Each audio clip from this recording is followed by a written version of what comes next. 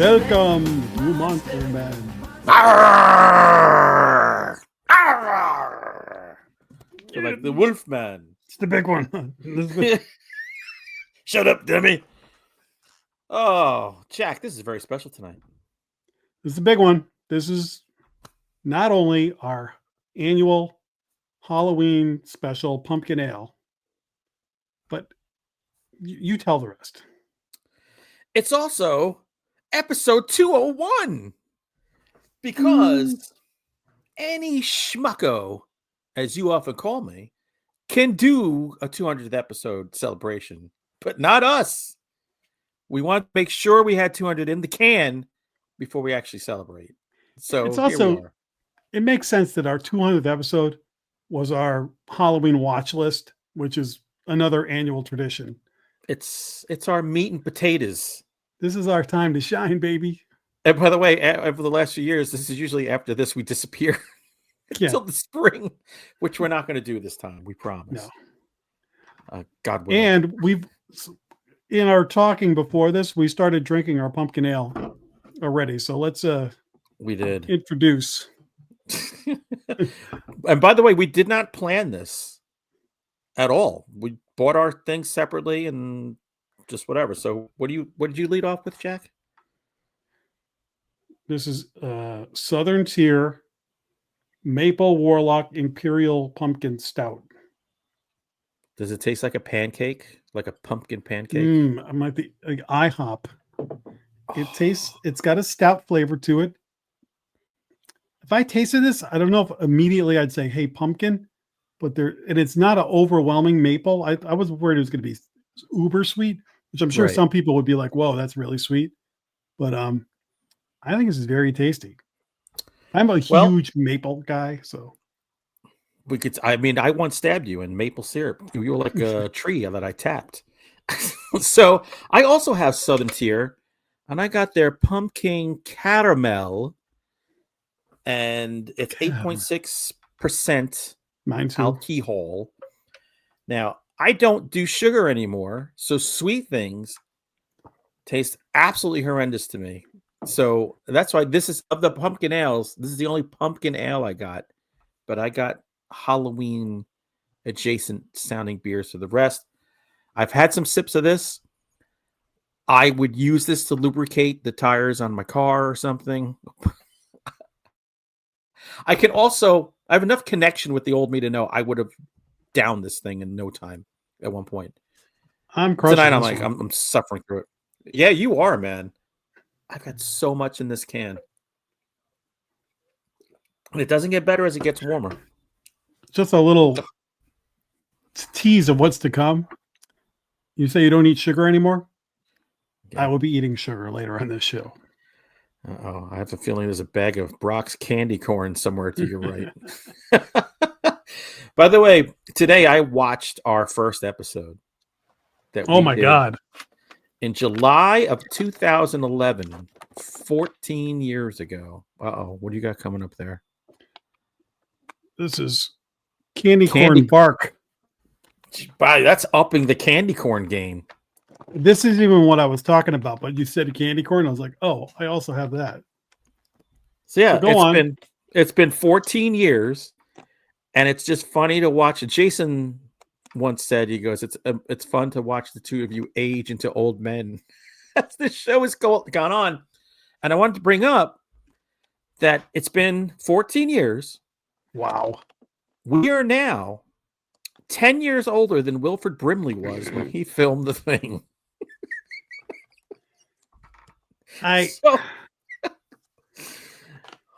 We can either say we overstayed our welcome, or say I feel like I look and move better than Wilford Brimley, 10 years older than he was in the thing, and I feel pretty good.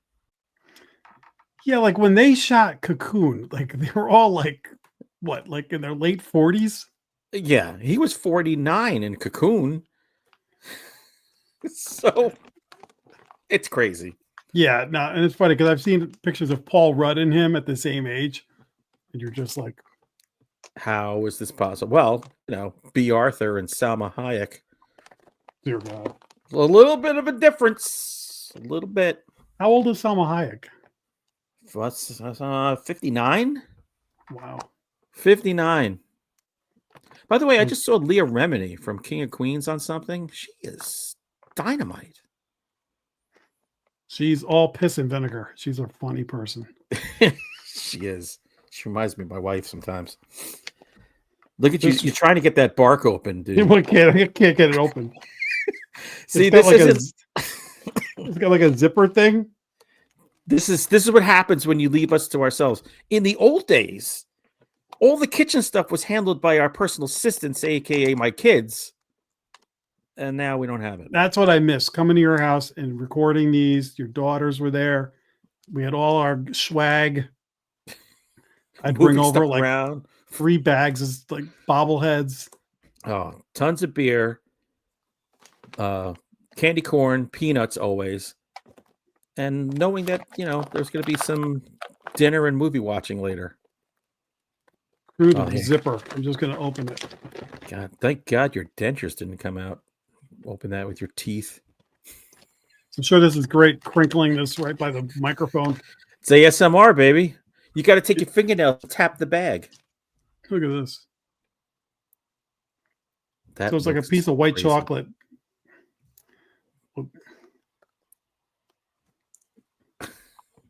White chocolate. It's crunchy. I think this has been in that bag a long time. Is it last Halloween's bark? It's very, very sugary. It's all bark and no bite. I think I could go for just the candy corn. Man, I should have brought peanuts in here. Yeah. But the microphone's too close. Like yeah. in my house, it was far away. It was like an AMSR thing. Exactly.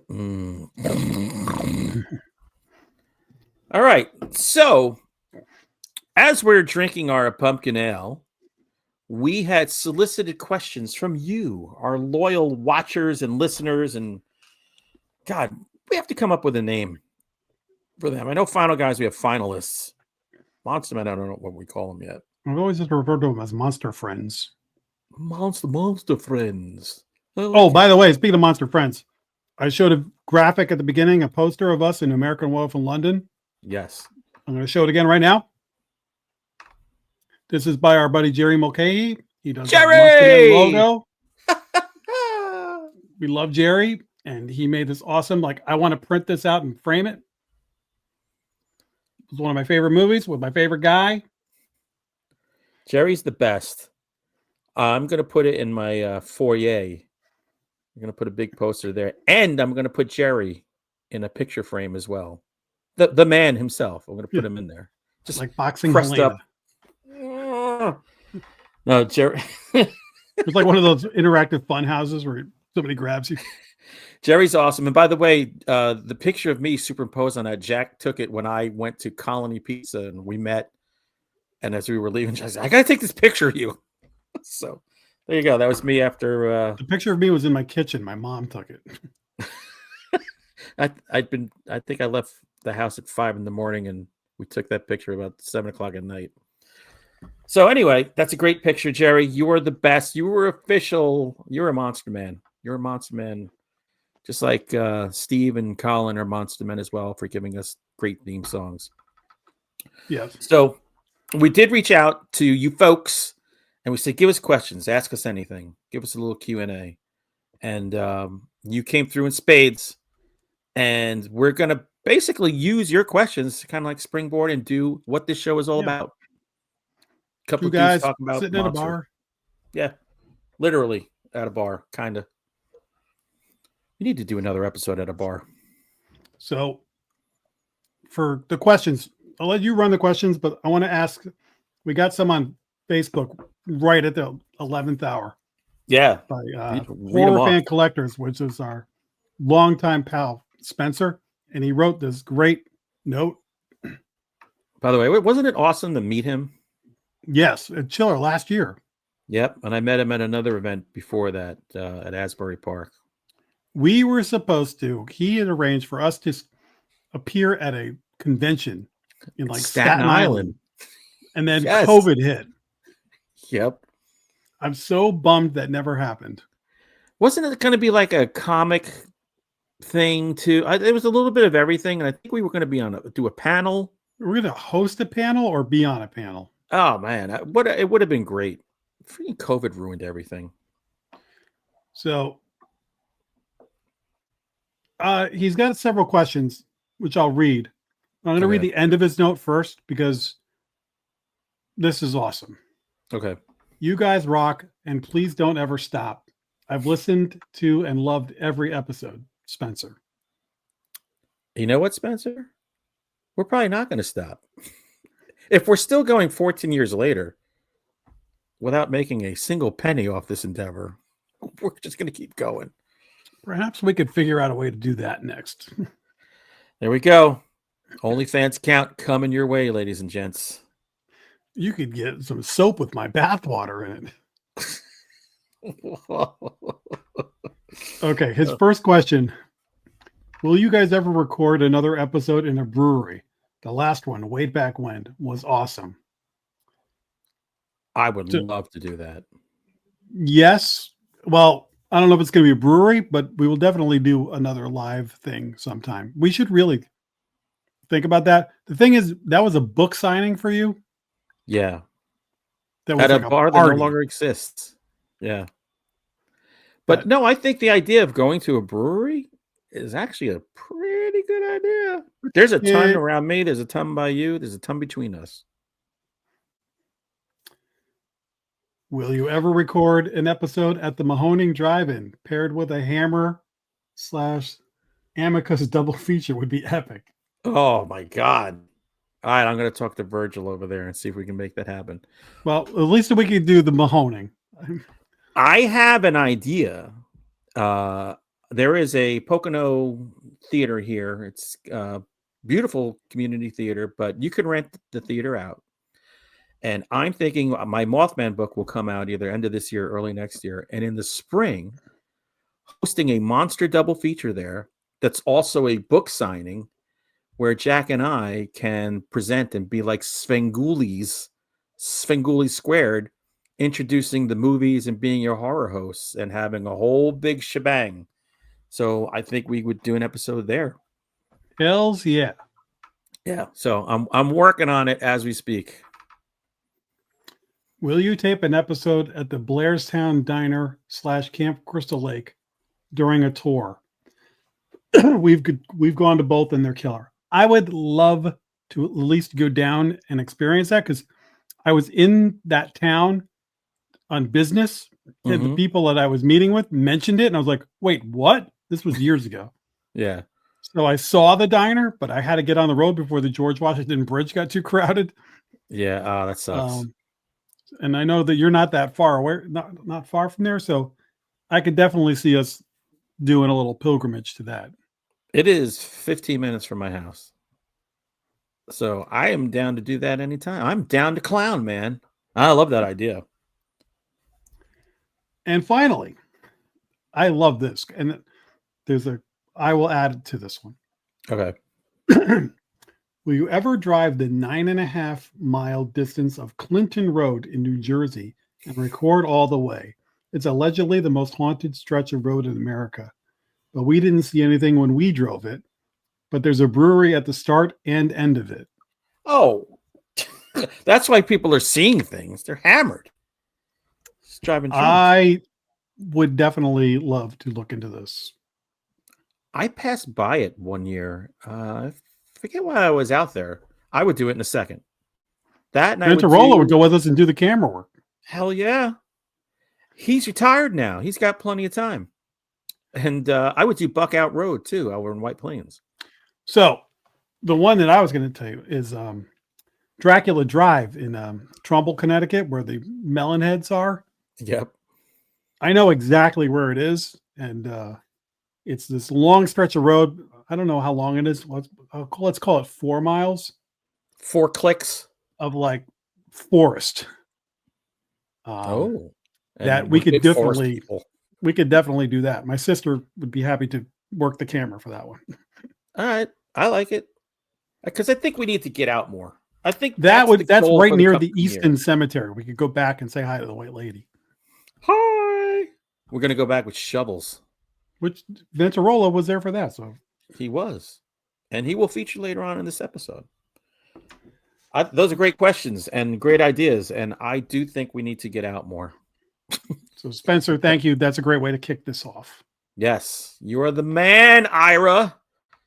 All right. You are the man. We got a question from author of the Messy Man series, along as B Tornado, and I forget the other one. Anyway, Chris Sorensen, who was on an episode, Yes, good man. episode 1 something, during COVID, I believe. That was when we were doing the author sessions. He asks, crossover between Critters and The Gate. Who wins? Wow. Which this sounds like the greatest idea for a book and a movie. Graphic novel. I mean, I assume when you're talking The Gate, you're mostly talking about those little critters. Old dudes. I haven't seen The Gate since the 90s. I love The Gate. I own The Gate. It's somewhere back over there. It's Satan's demons Satan versus aliens. Satan versus aliens. I'm gonna go with Critters because I'm gonna go with Critters too. Because prepubescent boys beat back The Gate. I'm assuming a horde of critters could really just eat them and roll away happy. Yeah, there's a lot of critters. I mean, potentially there would have been more of those little demon guys, but I mean, budget constraints had to limit. And between the claymation and the guys in actual suits, I love that movie. What would you do if they remade The Gate? You know what? I'm down. I think that would be perfectly fine. I do too, because nobody's even heard of The Gate anymore. There's a Gate 2, I believe, too. I think there is. Which I don't know if I've seen that. I haven't. So, Chris, that's a great question. Great question. Springboard for a book. So I'll reach out to you, Separate Press. Paul Burns, doesn't he make documentaries? No, it's Ken Burns. Mm-hmm. Do you think if Halloween 3 Season of the Witch had just been called Season of the Witch and not been connected to the Halloween movies, it would have been a bigger success? Definitely. The answer to that is yeah, for sure. I would like it better. The Halloween tag is like an anchor around its neck. And I love that movie. So I think I don't love that movie, but I freaking hated that movie when it came out. How can you not like a movie that's based upon turning kids' heads into mush, worms, and bugs? Come on. Because when I saw it, I thought it was really dumb. And it wasn't Michael Myers, number one. And then the whole thing with like the snakes and stuff. And I was like, what is this? Look. So now, years later, with a little separation and understanding what the intent was, I was like, oh, if they had stuck with that, yeah, or instead of making really bad Halloween movies, Michael Myers movies, it's like It Comes at Night. The trailer was so different than what the actual movie was. Yeah, that I couldn't digest the movie because I thought I was going to like a zombie movie. I know. That was upsetting. Then COVID happened and I'm like, I need to go watch this movie again because that movie was like nailing things. Mm-hmm. It was a very COVID-y movie. So yeah, that's a definite yes. Emily Haynes, who is a top fan of Hunter Shea, according to Facebook. Which horror movie or book would you like to experience for the first time all over again? And then books or movies, which is your favorite? I would like to be able to go to the theater and see The Thing again and having no knowledge of it. Only because it's my favorite horror movie. So for book, if I could go back and reread Pet Sematary like I'd never read it before, I would do that because I was pretty young when I read that book. And not many books have really creeped me out. And that book creeped me out. There was just moments I was like, oh man. It's such a good book. So really the experience of reading that book was great. Book-wise, I would say if I could re-experience Robert McCammon's Boy's Life for the first time again, I think that book is brilliant. It's probably the best horror novel of the 20th century. It's far, in my opinion. Oh, I got to read that. I never read it. It's a big one. Just get ready. And at our age, we're going to need the large print version. Yeah. But yeah, it's maybe I'll listen to that. There we go. It'd probably be like a 47-hour audiobook. But yeah. What about movies? What movies would you want to see first? Well, like Jaws would be amazing too. Yes. You know, I was like a little kid. I was like 10 years old when I saw Jaws. Great. So to relive that, or The Thing's a good choice. See, I was lucky. I saw The Thing in the theater. Day 2 that it was out. Empty theater. I think there were 5 of us. You know, oh gosh. Something like recently, like Barbarian. That was one of the best experiences of seeing a movie for the first time. Hereditary. Yeah. Oh my God. That's such an uplifting movie. I mean, I went into that movie not wanting to see it based on the trailer, and then I walked out like, that may be one of my favorite horror movies I've ever seen. I remember walking out of there going, Toni Collette must have needed like 6 months in the sanitarium just to recover from having to be so grief-stricken constantly. I don't know how she did it. It's amazing. But basically, any good horror movie that you hold near and dear to your heart, if I could see it again for the first time and experience it as a virgin, I'm in. Jack, I think it's time we need another pumpkin ale. And let me do this. Oh, nothing's coming our way. So we're stuck to our own devices. Let me bring out the old cooler. Jack's got a good cooler. I got a Coleman. Mine is a Gary Coleman cooler. It's a short one. What you drinking about, Willis? It's full of sass. I'll show you what I'm opening my let's see that. Pumpkin ales with. Oh, I want your pumpkin ale. Dracula bottle opener. I like he's got the fangs like as part of the bottle opener opening. God, that's at Barnes and Noble. The Dracula display of stuff, and I saw this. I was like, oh. So I walk up to the guy's like, may I help you? And I was like, I need this in my life. I need this. I got, oh Jesus, it's so big. I dropped it. I have a Ouija planchette bottle opener that I believe belongs to my daughter. Part of the reason I got this is because my awesome Jason bottle opener is in a box somewhere. So I've got mine. I just wanted to mix it up this year. This Dracula one, though, I don't know if you can see the it's kind of like a throwing star. I tell you, that looked like it could be the thing without warning. Yes. Launch it at people. I think I got a jugular with this. All right. So here's a surprise for you. I'm about to drink what you were just drinking. The Southern Tier Caramel Pumpkin Imperial Pumpkin Ale. So let's see if I like it any better than you. I'm drinking out of a Dan Marino's restaurant pint. There we go. That's on brand. I have a bottle. This is like yellow. Like it looks like now going in, what's going to look like coming out. Yes. I got something that really should be, your bottle opener should have opened this. It's Bloodline from Flying Dog Blood Orange IPA. Oh, God. Because I don't like sweet stuff. And so pumpkin ale no longer holds appeal to me. But I didn't realize, I didn't have my glasses on when I bought this. I didn't realize it's blood orange. This is not going to be, this is not going to go well. I don't like IPAs, so.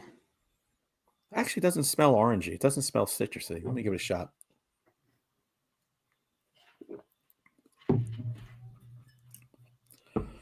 That just tastes like an IPA. I get no hints of blood or orange. in this. This one, there was a lot going on. Yeah. It starts with like, it's kind of like, what is this? And then all of a sudden there's like this, like, I don't know if it's like a fruity thing or something. Like it's a second wave of taste that hits you. I tasted the caramel quite strongly. I don't know if you do. Maybe that's it. Listen. My caramel. Yeah, because there's like a bitter taste, and then the caramel like comes in to cut it. Mm-hmm. So I like the other one. I like I was the going to maple say, better. you look like, just from your face, I could tell you like the maple better. I'll get through this one, but this I like. This is an 8%er. I like that. I like IPAs, so I could pound a 6 of these and then piss my pants and yell at my family and go to sleep. what I feel is going to happen with mine is it could come in 4-packs. The maples I will keep for myself. The other ones, what are these? The caramels. The caramel. I'll go to my buddy's house and watch football this weekend and bring them. Dude, you're getting Jack's cast-offs, just so you know. Like, hey, I brought some holiday beer. By the way, I bought this and my wife laughed because this may or may not be true that one of my daughters, when she was very little, called her private parts caramel.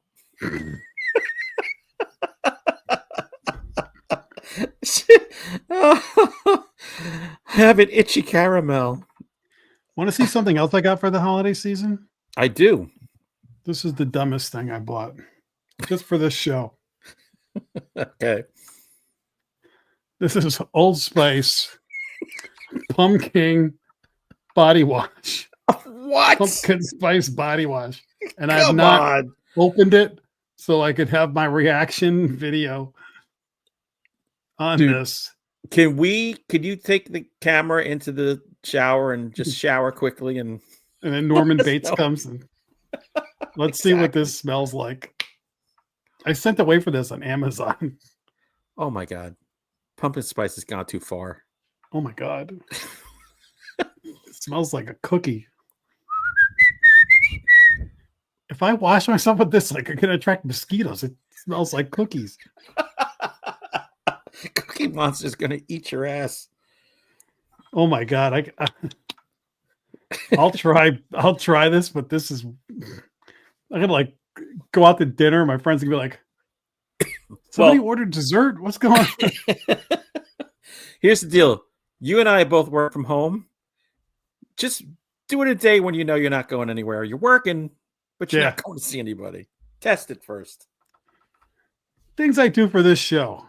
I can't believe that exists. I was like, I have to know. I have to know. Good gravy. I give up. Oh. All right. Let's get back to the Q&A. We got some Q's. Jack and I have some A's. Our good pal Jerry Mulcahy, woohoo! He asked, what got you and Hunter into loving the horror genre so much? Well, I came for the boobs. No, I'm kidding. You and I mean, the basis of our friendship was the parallel childhood we had.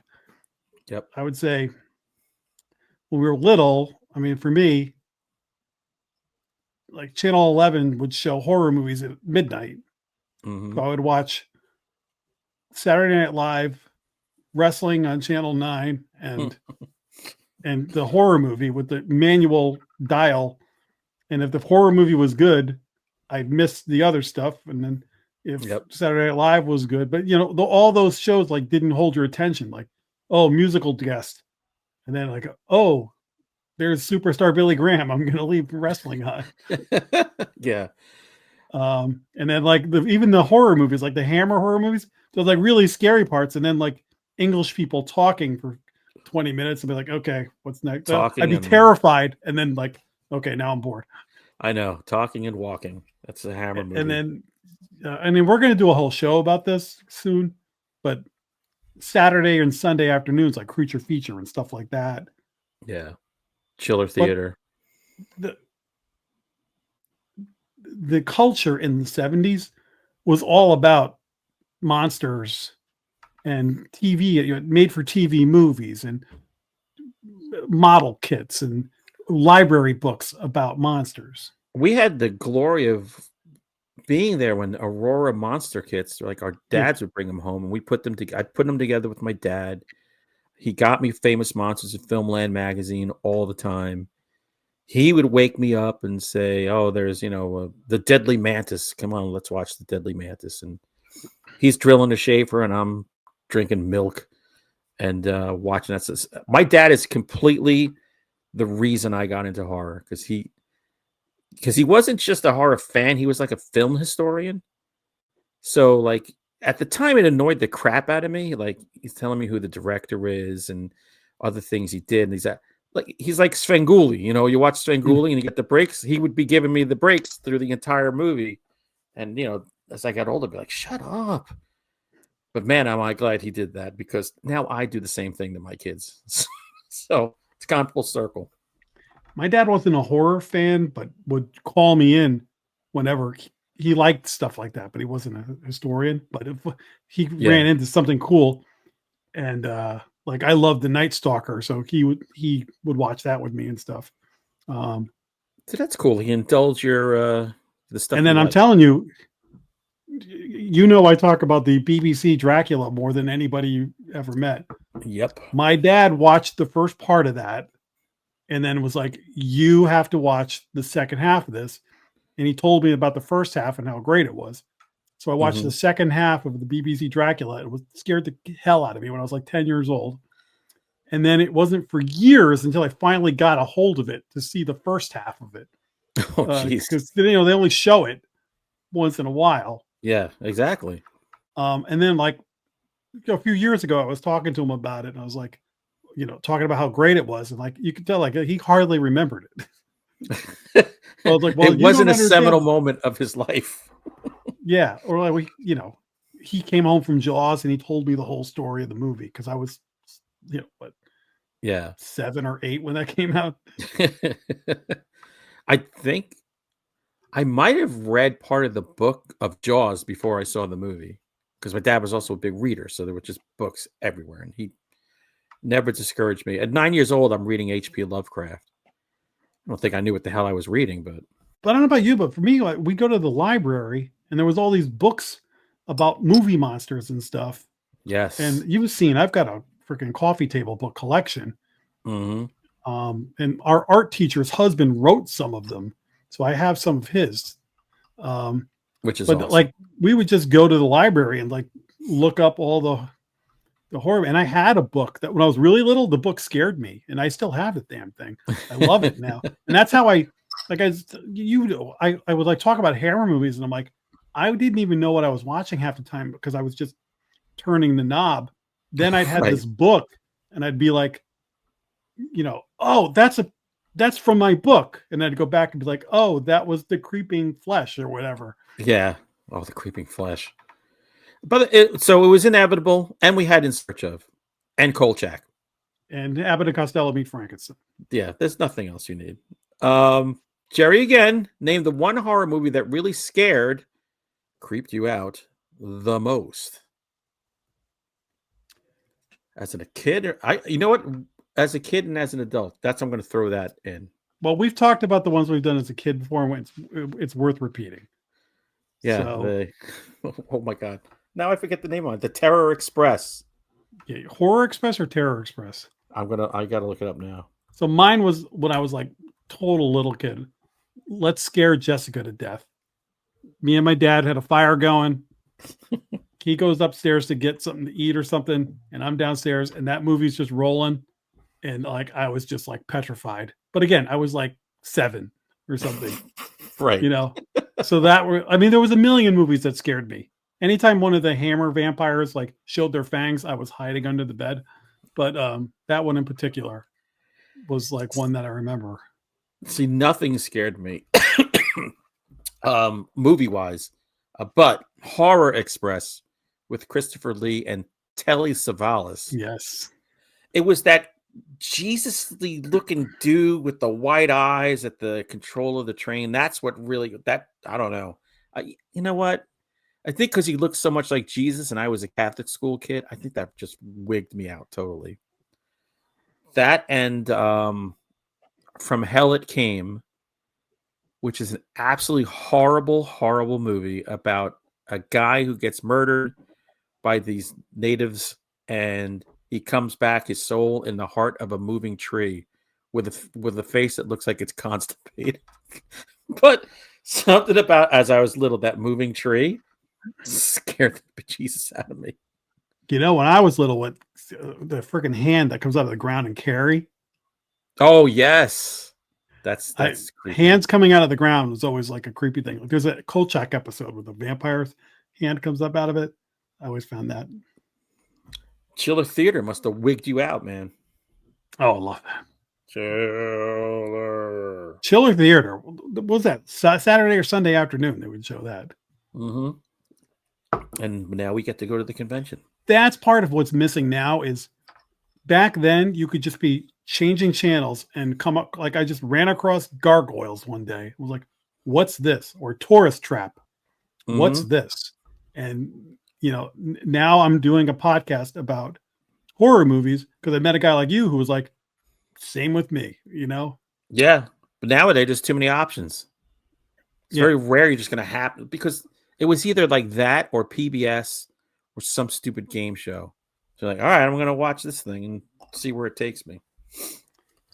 Modern movies that creep me out. Yeah. This year, the Bring Her Back, pretty creepy movie. Yeah. Oddity, the tooth stuff. Yeah. Oddity's a creepy movie. It is. I'll give you that. Sinister.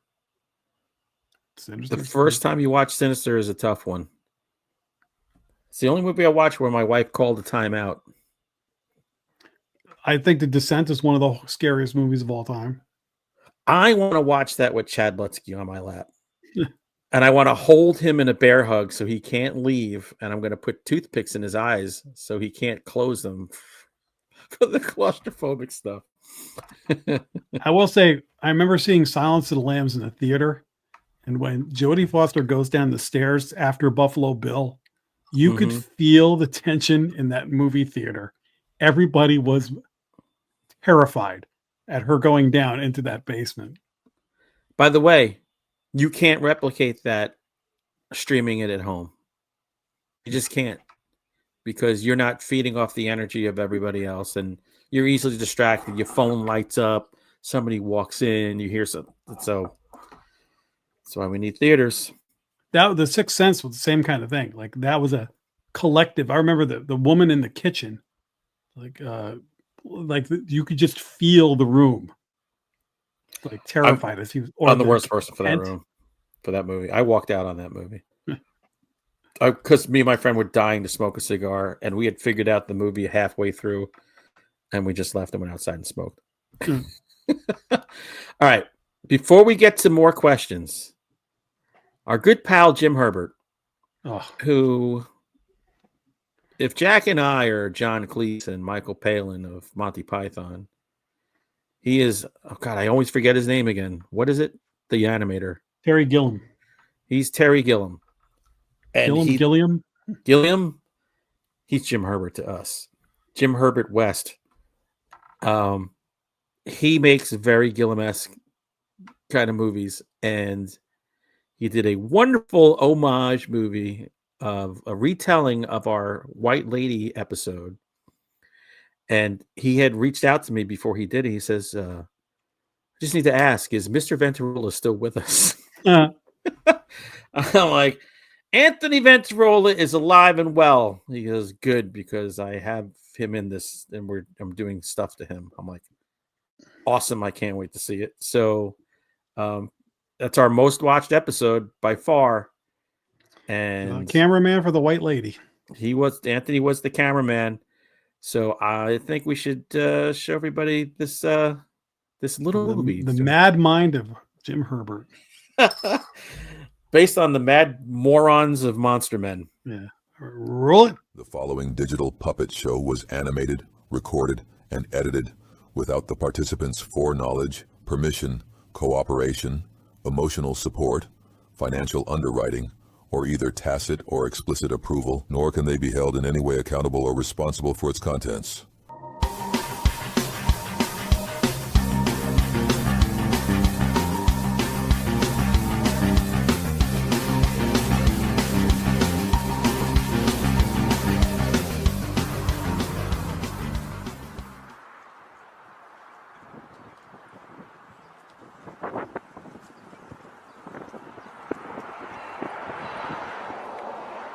Jack and Hunter here. We are at Union Cemetery in Easton, Connecticut, home of the legendary White Lady. You know, the theme of the White Lady, this is a recurring theme here at the Union Cemetery. This seems to be the focus point up here. It's what made this place legendary. I mean, Ed and Lorraine Warren have caught the White Lady. They supposedly have footage of a White Lady who walks the highway, walks the cemetery, and we don't know if it's somebody who's buried here. But that's what made this place famous, and we're just here to check it out and respect the grounds while we're here. I think a cemetery is like a place of honor and dignity, because not just of course.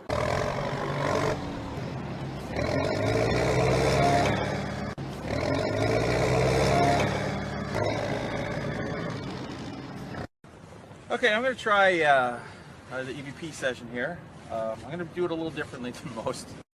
And I really want to talk to you, and I figure let me get as close as I can. So you might be shy, so I'm just going to lay down here.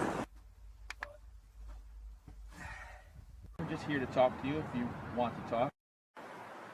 But I kind of want to be in the position you're in, feel the way you feel. I don't mean you disrespect, I just want to just get as close as I can to you. If I could see through my grave, this would be my view for eternity, which it's actually pretty nice. If you want to touch me. Do you like when people come visit? They say there were two things that kind of power the paranormal. One is quartz and limestone, and another thing is running water.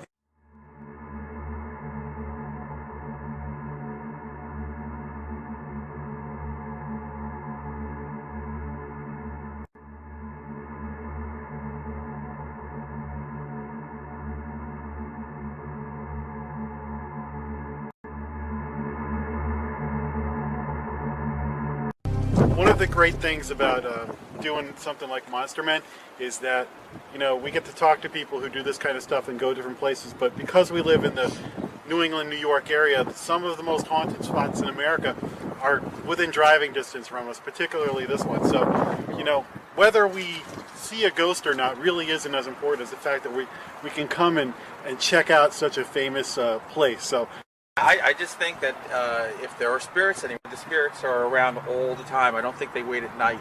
whether you're here day or night, it's still an interesting place, and the fact that you can say you've been to one of the hot spots of New England, and that's enough for me. Jack and Hunter have gone on to bring an adoring public 200 episodes of The Monster Men and show no signs of stopping. Way to go, guys. At the time this footage was being assembled, what became of Anthony Ventarola was unknown. However, before production was completed, we received an update. Anyway.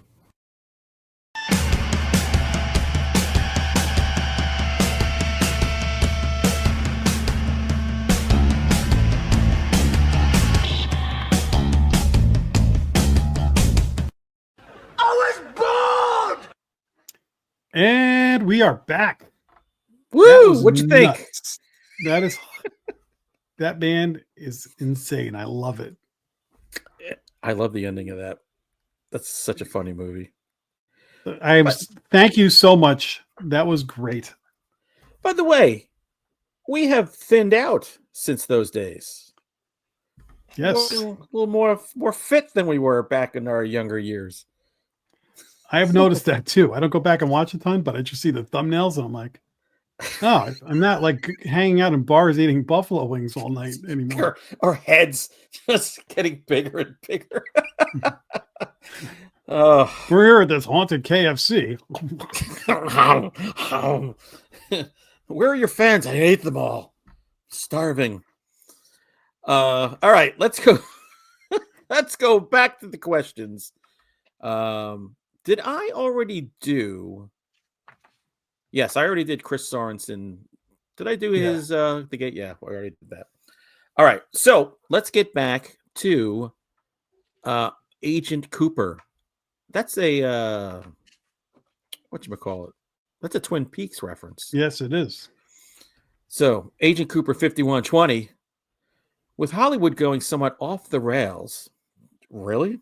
Are you confident the film industry will continue as is? I'm not confident in it. I wonder why. The theater's dying. It's like $25 to go to the movies, and then another $30 for, popcorn and a soda. And you get there, and somebody's in the seat that you were assigned, and you're like, what are we doing here? So, and then half the people are on their phone during the movie. It's because they're so used to watching movies at home, they forget what the etiquette is. No matter what, you can show as many little trailers in the beginning of telling them how to act. They don't. And I get it. Like sometimes you have to, you get an important text or something. You quickly, I'll talk to you later. Oh my God, it's my grandfather. I gotta go. Get up and leave. Don't sit there and have a conversation. Yeah. Oh, if somebody answers the phone, forget it. I'm just talking about answering a text. But I believe if you make better movies, you'll get more people going into the theater. And by the way, how about charging on a sliding scale? If you feel that you want to spend $500 million making a movie, charge a premium. But if you only spend $10 million, dial it back. How about that? Kind of like rentals. Yeah. And by the way, I also believe that the key is like the Mahoney Drive-In and the Alamo. Mahoney is strictly older movies, and they'll do themed days and weekends and stuff, and that place is packed beyond belief. But Alamo does a great job of mixing new releases with older movies. Sometimes they'll have 35mm specials, and they do gangbusters. Somehow they screwed the pooch and had to be bought by another company. I don't know how they lost money. I mean, unless they have locations that don't get a lot of people. The one that was by me. They're hot down in Austin, Texas, so I don't know. Yeah. So I think it's a mix. I think if you do more of a mix of that, and I think it doesn't hurt having higher quality food and booze. That helps too. But also, I think attention spans are shrinking, and people are playing games now. Like I was talking to you earlier about this. I think like the Jason that they just revamped. Yeah. I think there's going to be movies and TV shows, but I think a lot of Jason's going to be used in like video games and other short form video storytelling where it's not necessarily, and now they get into stuff like, oh, this Star Wars video game is canon. So if you watch a movie, what happens in the video game is part of I'm like, shut up. I know it's multimedia, man. It's multimedia, but people like you and I are old school, and we're just going to bail. Yeah. Like, show me a good hour-and-a-half movie. I really don't need much more than that. And the don't new start Leonardo a series. DiCaprio movie is like 2.5 hours long, or maybe I think it's almost 3. Yeah. And it's like, what are you doing? No. It's funny you mentioned the attention spans, but yet movies are getting longer and longer. I mean, we just watched Witchboard for Final Guys. It was an hour and 55 minutes. Yeah. What are they doing? For Witchboard. America Over London is an hour and 30 minutes. If you can't do it in an hour and 30 minutes, you just don't know what you're doing. I want to put it right like that. Be succinct. All right. Also from Agent Cooper, also with more mainstream films not doing well, have we seen a shift to more fringe theater, which is why horror movies have been so good of late? I believe that is correct. Especially with so many horror movies making hundreds of millions of dollars this year. I think that's fringe the right word for it. I mean, there's like good horror movies and like mainstream horror movies. So you've got the junk food, like Blumhouse stuff. Right. And then you've got the weapons and Sinners. bring her and- back and stuff like that. That's like there's a horror community that is like when something good like this, we celebrate it. We're like, oh, we hold it up. We pay to see it. We buy it. We talk about it, like all that. And when something like what was the movie about the haunted night swim or whatever, the haunted swimming pool a couple of years ago? Oh, yeah, that Blumhouse movie. Yeah, it's like, what are you Night doing? Swim. Like, yeah, I think that made a lot of money. And by the way, to me, when I hear fringe, to me, I think horror is fringe. All horror is fringe, but then there's Yeah. more mainstream horror. Like Together with Alison Brie. That's a fringy yeah. movie. It made $33 million in the theater. That's doing pretty good. Because horror movies, you shouldn't shell a lot of money into it anyway.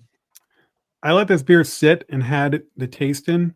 Yeah, The second round of it is better than the first. it's settled in. It was like letting a beer, like a wine, breathe. Like how ravioli's better the second day, Yeah, and lasagna.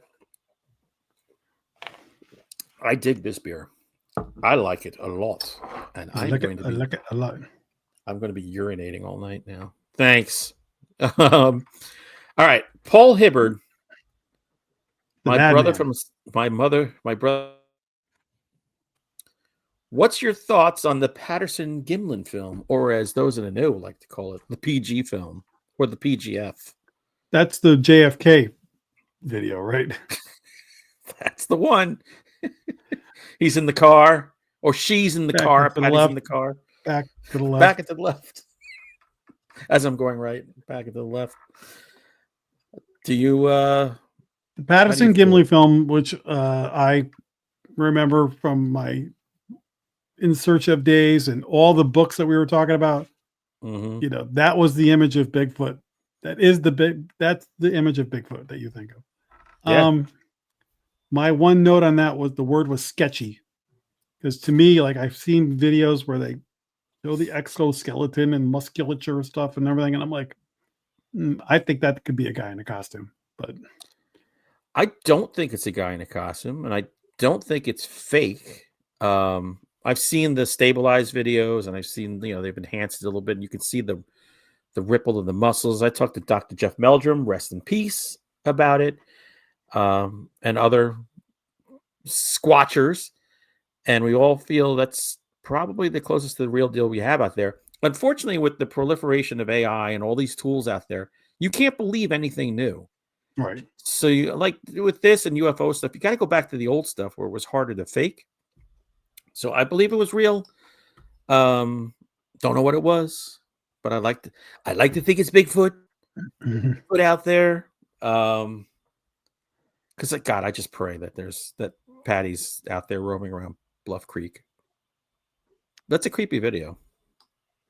It's the most iconic, Of all. paranormal, whatever you want to call it, video. All right. Well, get out your cell phone because we go into the 90s to the X-Files Oh, because they had magic cell phones that could work no matter where they were. What's your favorite episode of the X-Files? so I don't have an encyclopedia knowledge of all the episodes, but immediately I thought of Home, the one with the Oh my inbred God. family. With And the Sheriff Andy super- and his deputy Barney. the most shocking scene ever in that show. Yes. That's I agree. That was And then- such a big one. It was banned for a while. My number 2 is the guy from the Flight of the Conchords dressed like Kolchak. In the reboot, I think that was the Yes. second season of the reboot of the show, which the reboot was unfortunate, but that episode stands out. That was the best of them all. It was that Um, and Mulder and the lone gunman line dancing scene. That was Oh my God, so weird. I did. Oh, I like that in the reboot. I like the silent one where Scully's being attacked by drones and all the stuff in the house or the electronics are against her, and there's no words spoken in it. from start to finish. I like that one. I hardly remember. Old school Home is my favorite. It's just creepy and weird, and I checked the TV guide for when it would be replayed and taped it on my VCR so I would have it to watch over and over again, which I did. And I've got a shirt for the Fluke Man. I think that was season 1 was the Fluke Man, the thing in the sewer. The toilet monster. That captured me, man. That to me, that made that show like, all right, this is one that's going to be in your heart forever. Not just lusting after Gillian Anderson. Oh, Gillian. She ages like fine wine. Fine wine. Unlike us, we age like Ripple. Ages like milk left out of the counter. But no, I think we showed in the White Lady video that Jim did, we made that pretty good. Paul also wants to know boxers or briefs, and keep it brief. I was a boxer man for the majority of my life. And then a few years ago, I crossed the line into boxer briefs. You know what, Jack? You and I could share underwear. Because I'm a boxer brief. My dad was a boxer guy. So, you got to go against dad. Can't do that. And I like something that cups the cashews and holds them in place, makes the package look a little better, gives a little lift to your ass. And if you get an atomic wedgie, it's very hard to get that up the crack when you got the boxer briefs. So when I was in high school, there was the fashion thing was to have cut off shorts, jean shorts with boxers sticking out of the legs of the. Hey, look. And now it's about sagging your pants and having your dirty skivvies out there for everyone to see. Yeah. Make sure you don't have bacon strips when you go out like that. Bacon. Bacon. All right. Emily Haynes. Love you, Emily. What is your favorite horror movie? She talks just like that. She sent 2 because she said that twice. She also asked movies. So we could throw a bunch. It's so much easier to do movies. Movie is hard. We've talked about this because we had to make those lists for the Halloween book a couple of years ago. And we both were like, listicles. Here's my list. But if you ask me tomorrow, it'll be different. And there's some movies that we feel are like, well, like I'll say, Jaws is my favorite movie. So I guess it's also my favorite horror movie. Yes. Even though, like, in my head, I'm like, I don't think of Jaws as a horror movie, but it is. Oh, it qualifies. But you know what I mean? Like, because like, you said it good about like what is it that makes a horror movie? Like, it scares you. There's like a stigma to it. There's a. Well, it's like, genre is always the redheaded stepchild, and horror genre. It's like, ugh, whatever. You know what it is? So many horror movies are just focused on the horror, and Jaws and like some other movies are so much more about characters. So like it's like a real movie with horror. Character in a story that had scary elements. It's hard to do, obviously, because you don't see a lot of it. So yeah, Jaws doesn't shock me. I think I know another one that you'd say. So I'll rattle off some. Yeah. American Werewolf in London, which I watched the other day. Called it. I felt like Jaws, I'm like, this is just a great movie because when it's not the werewolf parts, I'm still totally engaged. Every conversation in that movie is like burned into my heart. Like I love that movie. It's just so entertaining, and the scares are great in that movie. When the werewolves shoot up the house of the family, good Lord. My wall was covered with pictures of those werewolves and the murdering. It's kind of weird. And plus, the shower scene and a little Van Morrison. It's a fabulous night. Some of these will cross over with you. The Thing, Dawn of the Dead, Silence of the Lambs, Return of the Living Dead, Dream Warriors, Fright Night. Dream Warriors. There's some TV movies, but I'll leave those off the list. I mean, The Thing is definitely, that's always, The Thing and Alien to me are interchangeable. Alien is, I think, a better movie, but the thing holds more. I hold more affinity for it. I don't know. I love the House of the Devil. Oh, Ty West, Peter Polk. I'm throwing it out there again. I'm willing to write the definitive behind-the-scenes story of the House of the Devil. I'll do it for free. Just give me access to everybody and let me talk to everybody. I think Sinners is now going to be one that I'm going to be talking about for the rest of my days. I think that should win Best Picture this year. I haven't seen anything better than that this year, for sure. I mean, unless you want to count, what's that Marvel movie? The fake Avengers. Oh, the Thunderbolts. Thunderbolts. Yeah, there we go. And It Follows. Oh, great flick. Because It Follows in Halloween. There's just a Carpenter-esque feel to that movie. In fact, Yeah. he used the same camera lens for the opening shots in It Follows with the girl coming out of the house. It looks like a Carpenter neighborhood. Yeah, and it was on purpose for that. And because I think John Carpenter is me, that's my lifeblood. Carpenter of the late 70s, early 80s. Everything he put out was just, it all wove itself into me. So that's why I love It Follows so much. So, yeah. And I mean, if you're flicking around the channels and The Shining is on, you can't turn it off. Nope. I mean, I could jump in at any moment there and be perfectly at home. Did I mention Return of the Living Dead? Because Dawn of the Dead and Return of the Living Dead are two of the. I mean, I absolutely love those movies. Oh, so do I. Dawn of the Dead changed the way I look at everything. Me too. You know, I still, when I go to new places, I still look at access points and how would I like where I live now. I'm like dead. At first, I thought dead, but then I found out a way to survive the zombie apocalypse in my current house. There's too many windows.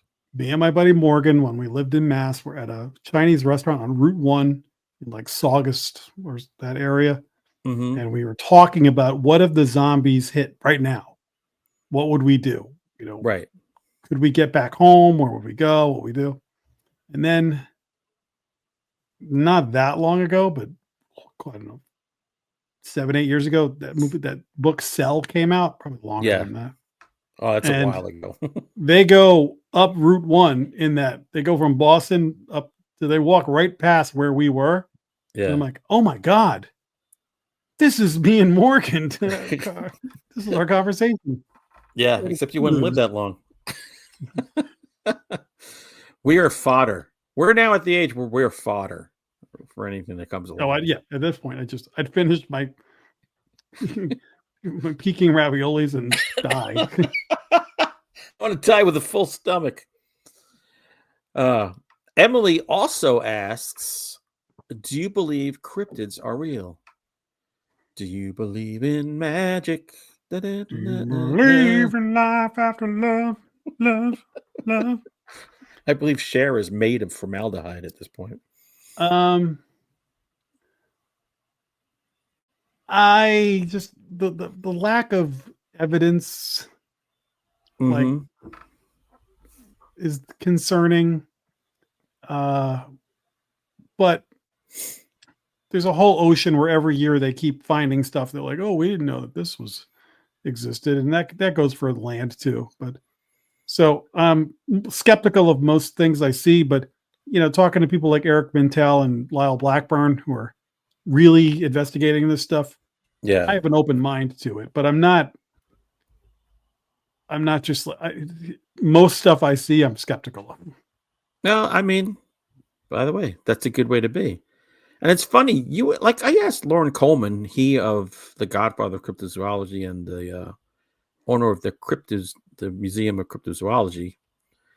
I had asked him, where does he think the real cryptids are? Where will they be found? He was just like you, the deep oceans, deep seas, because we just know so little about it.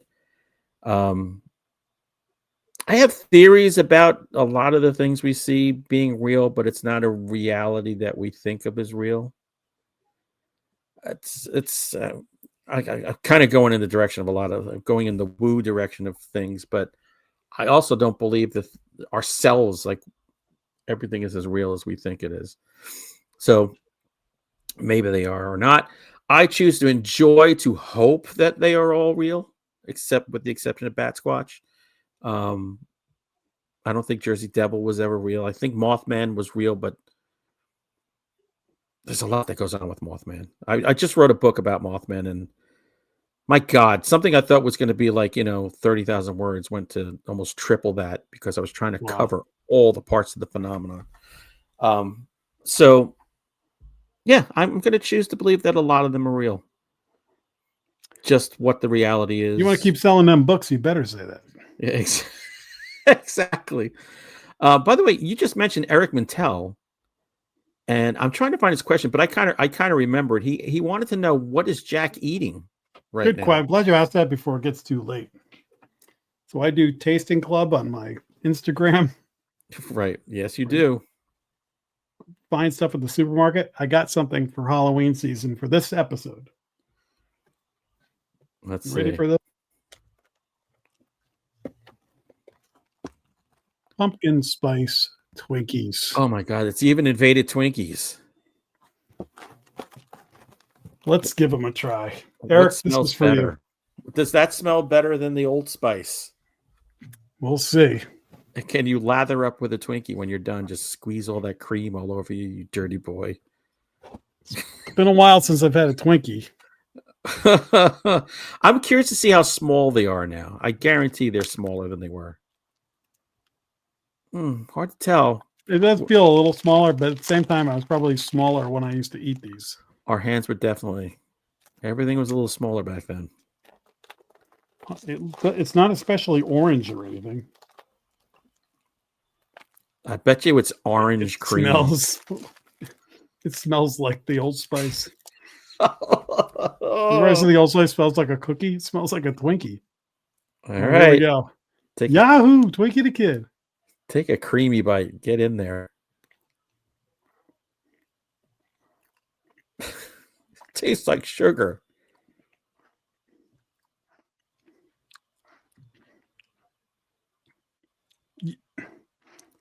You can taste the pumpkin spice.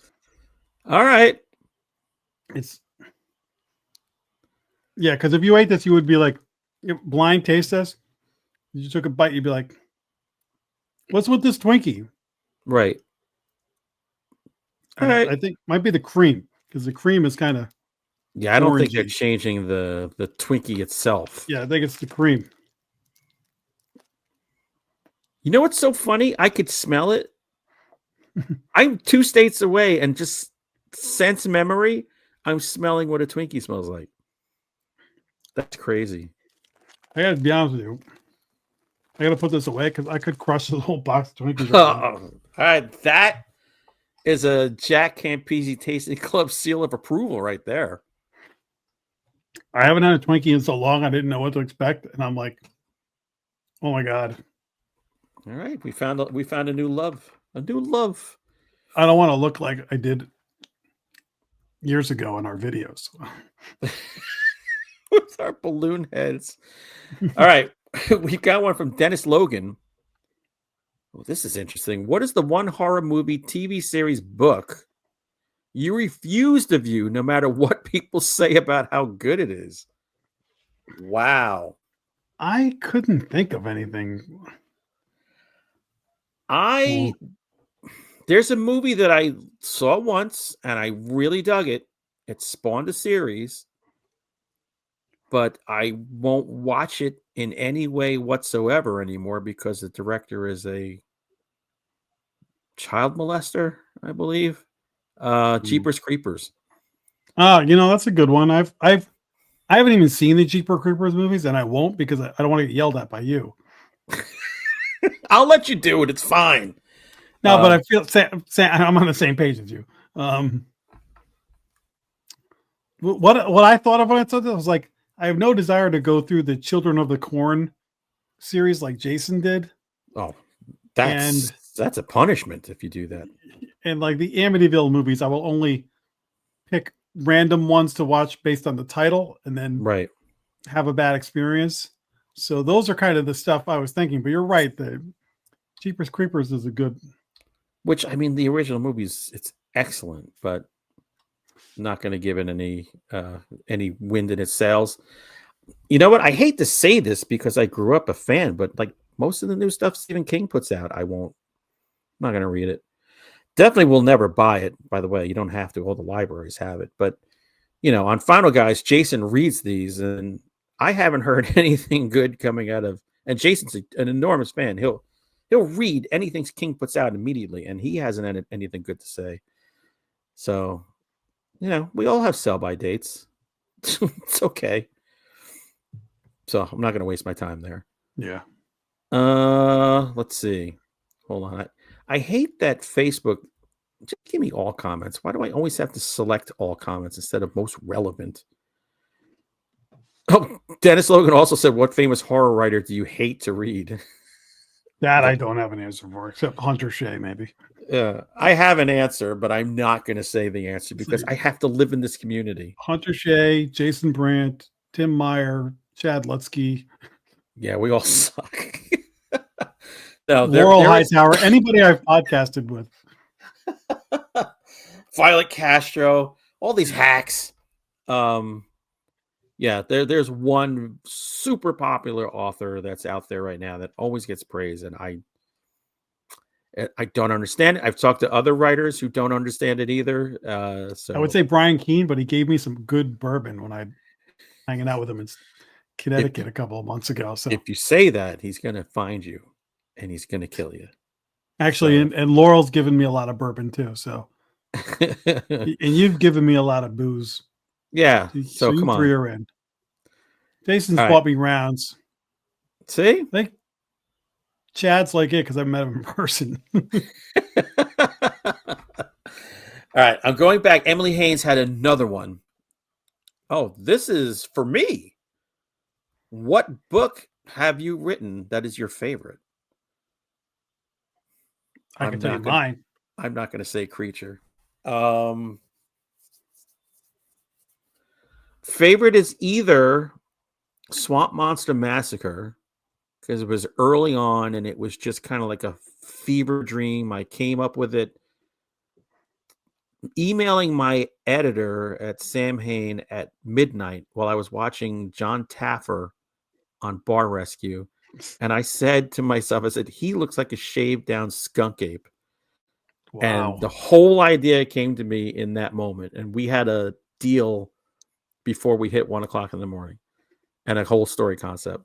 So I had Bar Rescue on while I was eating lunch today. I love that show.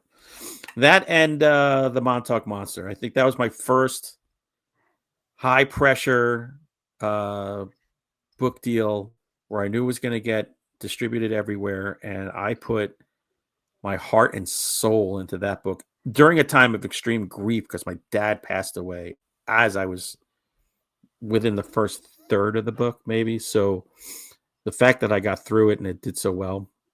So it's those two. That book holds a special place for me because I could see a lot of you in it, and we did an awesome book signing where we did a In Search Of episode about that whole case. Yeah, that was really fun. I like Sinister Entity because you dedicated it to me. That's true. I also pre-read that book, so I had fun giving you notes on that. You gave me good advice on that book. I don't know why. And then the other one, I'll just say, I'm going to point out that our whole thing about when somebody's like their seminal work, we refer to it as their creature. Yes.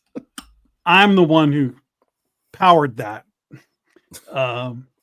whole thing. And when I read that, knowing you as well as I do, and I'm seeing how much of your personal life you were pouring out on the page and how well you did it, like, we have a lot of fun with it. But I mean, you left it all on the field with that book. I will say I had zero fun writing that. That was the worst writing experience I've ever had. And I should have listened to my editor. Actually, no, I'm glad I didn't. But he kept going, do you want to do this? Because he knew about me and my wife and everything we'd been through. He knew the story. He's like, I'm like, well, they always say right what you know. He goes, that's a little close. But I'm glad it's out there, and I'm glad it's something we can mock me on all the time. So that's good. But every joke has a kernel of truth in it. And There you go.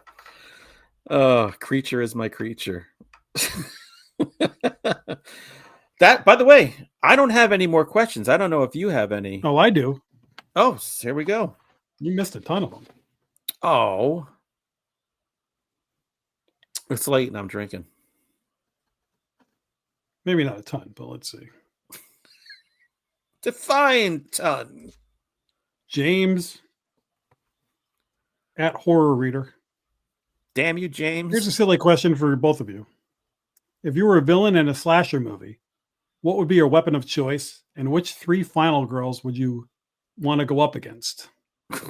I want to go up against the lamest. If I'm the villain, I want the one I can, like, I don't want to go against Sharni Vincent from Your Next. Right, I thought that too. I don't want to go against Ripley. Here's my 3. See if you can find a running theme through it. Okay. I put Samara Weaving as Grace from Ready or Not. Mm-hmm. Jennifer Love Hewitt as Julie from I Know What You Did Last Summer. And Needy, played by Amanda Seyfried, in Jennifer's Body. Breasts? Hotness would, yes, be the... Hot chicks? By the way, what would your weapon be? So, many moons ago, when I was just a lad, for a few years, I was in this fun house up in Massachusetts called Scream in the Dark. And I played several different roles. I was Dracula. I was like in an Addams Family room. But one night I was Jason, and I was in like this cabin, and I would come out and I had a real machete, and people would come and I would hit this like fence with the machete, and like, pieces of wood would fly. Right. And everybody said I was the scariest Jason they've ever had. But also the next night, whoever got to be Jason was not given the real machete. They were given like a little plastic knife. Because apparently they were worried about how I was swinging that thing and somebody was going to get hurt. I don't blame them. Machete, I would love to give that a run. The other thing I put was a Freddy glove, because that seems like it'd be a really fun weapon to use. But practical, you could get more, in a fight, you'd probably be better off with a machete than a Freddy glove. Right. But like the Joker says in The Dark Knight, want to know why I use a knife? Because you get more personal with it. Want to know which one of your friends were cowards? Like that Freddy glove. Like, if you're going to be a horror movie villain, you're up in there. That's a really personal way of killing people. See, I'm thinking of total effectiveness. I don't think I've seen any horror killers that use a bazooka. Blow the living crap out of everything. No, like Maniac with the shotgun. Right, but you're vulnerable because you got to reload. It's a lot. It's hard to carry it around, so it adds a level of vulnerability. Or a flamethrower. Just toast people everywhere I go. That'd be kind of fun. Final girl, I would like to go against Elizabeth Berridge, who was the girl in the Funhouse. We just watched that movie, and we're like going, she is one of the just weakest, most ineffective final girls of all time. I definitely could get her. Who I would put in that category is Florence Pugh from Midsummer. Midsummer? Yeah. Yeah, exactly. I could flamethrow her. I wouldn't want to because I'd push her off the cliff and then hit her with a big mallet. Bang! Gallagher style. El kabong! Bong! Yeah, I would only want to go against like completely ineffective final girls. So, and to me, the pinnacle is her, Elizabeth Berridge from the Funhouse. Samara Weaving would kick my ass. I don't want to try her. Again, my choices were purely on I want to be in their proximity. I want her fighting me, touching me. I want Jennifer Love. What are you waiting for? For the rain to start. His other question was, what's your favorite remake of a classic horror movie? Of a classic horror movie. What's your favorite remake is good enough. Yeah. Well, The Thing. The for Thing, sure. definitely. The Fly. The Fly is the remake is better than the original.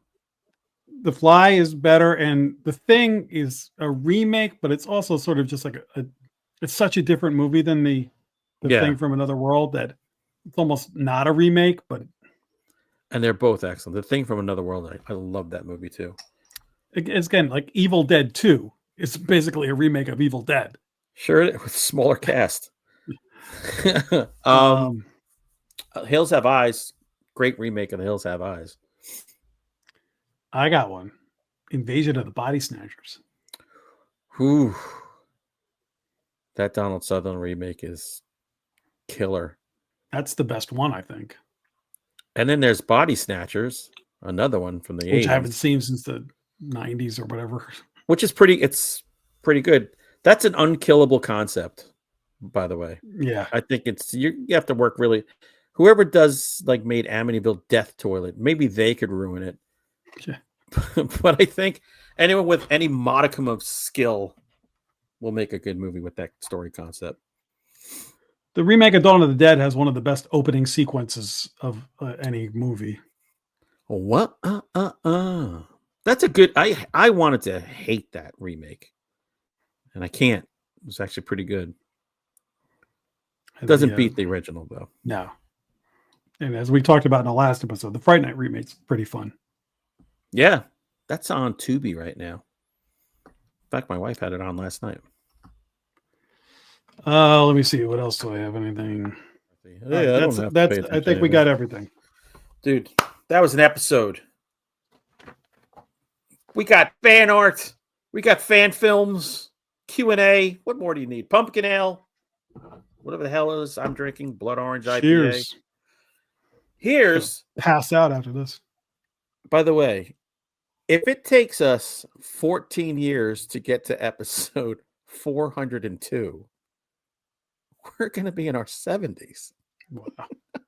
So let's not make it take that long. Maybe we'll do more episodes. Normally, this is where we go. After this episode, we burrow under the ground and we'll come out sometime in the spring. But we're not going to do that this time. We have actually some folks lined up. So more is coming. But at this point, for the journey that we've been on, we thank everybody who's been on board with it. And we're just happy to have you. And the community that we've created with this is what keeps us coming back. Yeah. Oh, absolutely. I mean, it gives Jack and I a chance. Not that we don't talk, because we get to meet every week on Final Guys and do our shtick. But we really enjoy this. But doing this, if we had just worked together, we'd still be friends. But yeah, we are way more.